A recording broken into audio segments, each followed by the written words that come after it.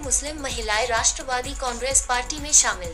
इरशाद भाई जहांगीरदार के नेतृत्व में स्कूल के गरीब और जरूरतमंद विद्यार्थियों को पुस्तकें दी गई। अनिल पाटिल का इरशाद भाई को विधानसभा के लिए ग्रीन सिग्नल।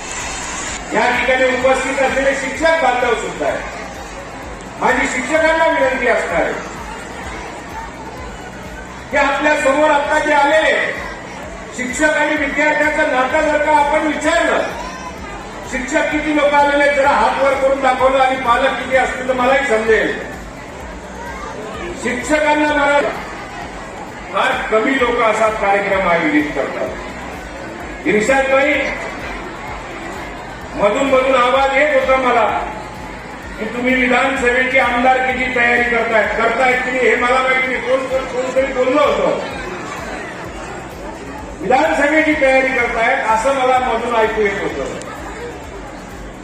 असं चांगलं कृत्य जर का तुम्ही आयुष्यभर करत राहिले तर तुमचं यशाचं गणित हे फार काही लांब राहणार नाही असं मला वाटतं। या ठिकाणी प्रत्येक बसलेला विद्यार्थी तुम्ही केलेल्याची पावती आपापल्या घरी जाऊन सांगेल, आपल्या भावाला सांगेल, आपल्या बहिणीला सांगेल, आपल्या आईला सांगेल, आपल्या वडिलांना सांगेल।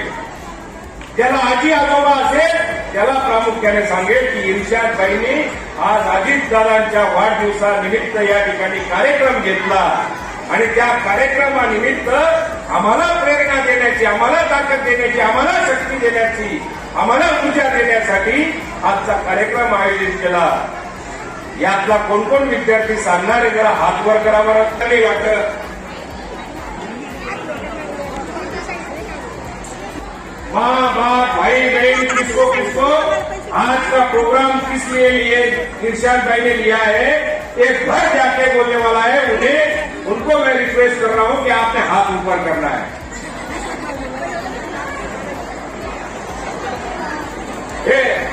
ये सभी लोग आपके यहाँ घर पे जाके बोलने वाले कि इरशाद भाई ने बहुत अच्छा प्रोग्राम किया है।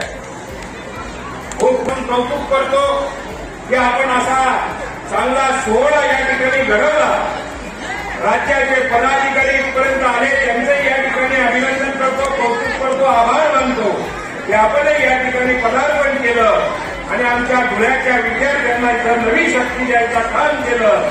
परत एकदा आपल्या सगळ्यांचं आभार मानून माझे दोन शब्द संपवतो आणि सगळ्यांना विनंती करतो की आपण वयाची वरच्या विद्यार्थ्यांची पण इच्छा आहे की त्यांनी पण आमच्यापर्यंत मंत्री मोठे असले पाहिजे।